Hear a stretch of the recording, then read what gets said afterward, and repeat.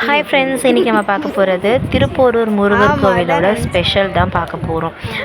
முருகர் வந்து 3 இடத்துல போயிட்டு அசுரர்களை வந்து அழைச்சிருக்காரு. திருச்செந்தூரில் ஃபஸ்ட்டு போரிட்டுருக்காங்க. அங்கே வந்து பார்த்திங்கன்னா கடலில் வந்து போர் போட்டிருக்காங்க. திருப்பரங்குன்றம் அங்கே வந்து நிலத்தில் வந்து போரிட்டுருக்காங்க. திருப்போரூரில் விண்ணில் வந்து போரிட்டுருக்காங்க. இங்கே வந்து போர் பண்ணதுனாலவே இந்த ஊரோட பேர் வந்து திருப்போரூர் அப்படின்னு சொல்லப்படுது. இந்த முருகரை வந்து பார்த்திங்க அப்படின்னா பனைமரம், அதாவது பனைமரத்தில் இருந்து அந்த முருகரோட சிலையை வந்து சிதம்பர சுவாமிகள் அவரோட கனவில் வந்து இந்த இடத்துல முருகர் இருக்கிற மாதிரி அவரோட கனவில் வந்திருக்காங்க. ஸோ அவர் இந்த ஊரை தேடி வந்து பார்க்கும்போது ஃபுல்லாக வந்து ஒரு பனைமரமாக இந்த காடாக இருந்துகிட்ருக்கு. அந்த பனைமரத்துக்கு அடியில் இவரோட சிலை இருந்திருக்கு. அதாவது அந்த பனைமரத்தில் வந்து அந்த சிலை இருந்திருக்கு. அந்த பனைமரத்தோட இது அந்த பனைமரம் வந்து பார்த்திங்க அப்படின்னா இன்னுமே வந்து இங்கே வச்சுருக்காங்க. அது ஒரு அக்ஷய பாத்திரம் அப்படின்ற மாதிரி வச்சுருக்காங்க. அந்த இடத்துல இன்றைக்குமே அரிசி வந்து அள்ள வந்துட்டே இருக்கும் அப்படின்னு சொல்கிறாங்க. இந்த பனைமரத்தில் என்ன வேண்டனாலும் கண்டிப்பாக 100% அது நடக்கும்னு சொல்லி எல்லாருமே சொல்கிறாங்க. ஸோ நெக்ஸ்ட் டைம் நீங்கள் இந்த கோவிலுக்கு போனீங்க அப்படின்னா கண்டிப்பாக அதை வந்து ப்ரேயர் பண்ணிக்கோங்க. அடுத்து என்னென்னா, இந்த கோவிலில் பார்த்தீங்க அப்படின்னா சனீஸ்வரனுக்கு தனியாக, அவருக்குன்னு மட்டும் தனியாக வந்து ஒரு சன்னதி இருக்குது. அந்த இடத்துல போயிட்டு நம்ம வந்து இந்த சனீஸ்வரனுக்கு சனி தோஷம் இருக்குது அப்படின்றவங்களுக்கு வந்து இந்த சனீஸ்வரன்கிட்ட வந்து நிறைய பேர் வேண்டுதலெல்லாம் வேண்டிட்டு போயிட்டுருக்காங்க. வாரம் வந்து அவருக்குன்னு தனியாக வந்து இங்கே பூஜை பண்ணிகிட்ருக்காங்க. அதுக்கடுத்து வள்ளி தேவானைக்கு வந்து தனித்தனியாக வந்து இடம் இருக்குது. நிறைய முருகர் கோவிலில் பார்த்திங்கன்னா ஒன்றா இருக்கும். பட் இங்கே வந்து பார்த்திங்கன்னா தனித்தனியாக 2 பேருக்குமே வந்து சன்னதி வச்சுருக்காங்க. எல்லா கோவில்லையும் பார்த்தீங்க அப்படின்னா முருகர் கோவிலில் பொறுத்த வரைக்கும் முருகர் வந்து மலை மேலே இருப்பார், சிவன் வந்து கீழே இருப்பார். பட் இந்த ஊரில் பார்த்தீங்க அப்படின்னா சிவன் கோவில் வந்து மலை மேலே இருக்குது. அதாவது முருகர் கோவிலில் கீழே இருக்குது, சிவன் கோவில் வந்து மலை மேலே இருக்குது. நான் அந்த வீடியோ நெக்ஸ்ட் டைம் போடுறேன், சிவனோட மலை கோவில் எங்கே இருக்குது அப்படின்னு சொல்லி. இங்கேருந்து பக்கத்துலேயே தான் இருக்குது.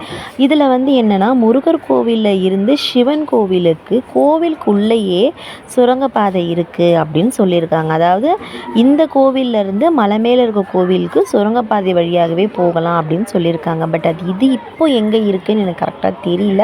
அது வந்து நிறைய பேர் பல வருஷத்துக்கு முன்னாடியிலேருந்து அது சொல்லியிருக்காங்க. இந்த கோவிலில் வள்ளி மரம் அப்படின்னு சொல்லி நல்லா தலைவிரிச்சா மாதிரி ரொம்ப அழகாக அந்த மரம் இருக்குது. பல வருஷமாக இருக்குது. நிறைய வெயில் வந்திருக்கு, மழை வந்திருக்கு, காற்று வந்திருக்கு. ஆனால் அந்த மரத்துக்கு எந்த பாதிப்புமே வந்ததில்லை. இன்னமும் அந்த மரம் வந்து ரொம்ப அழகாகவே இருக்குது. அந்த மரத்தில் வந்து தாலி கட்டி வேண்டுறது, அப்புறம் வந்து தொட்டில் கட்டி வேண்டுறது, அது எல்லாமே இன்னமும் பண்ணிகிட்ருக்காங்க. ஸோ அது கட்டினா கண்டிப்பாக நடக்கும்ன்ற நம்பிக்கையோடையும் இருக்காங்க. இந்த கோவிலுக்கு வெளியே பார்த்தீங்க அப்படின்னா ரொம்ப அழகான குளம் இருக்குது. அந்த குளத்தை வந்து நான் வீடியோ எடுக்கலை, நான் லாஸ்ட்டாக உங்களுக்கு வந்து ஃபோட்டோஸ் மட்டும் உங்களுக்கு அப்லோட் பண்ணுறேன். அந்த குளம் பார்த்தீங்க அப்படின்னா ரொம்ப அழகாக இருக்கும். வத்தாது. நான் வந்து இந்த ஊரில் தான் பிறந்து வளர்ந்தேன். பட் நான் வளர்ந்து இத்தனை வருஷத்தில் இன்றைக்கி வரைக்குமே அந்த குளத்துல இருந்து தண்ணி வற்றி கேள்விப்பட்டதும் இல்லை, பார்த்ததும் இல்லை. அவ்வளோ வந்து தண்ணி என்றைக்குமே வந்து அந்த குளத்துல நிறைஞ்சியே இருக்கும். அதே போல் பார்த்திங்க அப்படின்னா இந்த கோவிலோட ஸ்பெஷல் என்னென்னா, எவ்வளோ பெரிய பணக்காராக இருந்தாலும் சரி, ஏழையாக இருந்தாலும் சரி, இந்த கோவிலில் நிறைய பேருக்கு கல்யாணம் நடந்திருக்கு. அவ்வளோ வந்து இந்த இடத்துலேருந்து கல்யாணம் பண்ணி போகிறவங்க எல்லாருமே ரொம்ப நல்லாவும் திருப்பி அந்த கோவிலுக்கு தேடி வரதாகவும் சொல்கிறாங்க. இந்த கோவிலில் தனியாக பைரவருக்குன்னு சொல்லி ஒரு இடம் இருக்குது. நீங்கள் இந்த கோவிலுக்கு வந்தீங்க அப்படின்னா பைரவரையும் தனியாக பார்க்கலாம், சனீஸ்வரனையும் தனியாக நம்ம பார்க்கலாம். அதே மாதிரி விநாயகர், சிவன் எல்லாருமே வந்து இந்த கோவிலில் இருக்காங்க. நீங்கள் கண்டிப்பாக இந்த கோவிலுக்கு வந்தீங்க அப்படின்னா எல்லாரையும் நல்லா வணங்கிட்டு போங்க.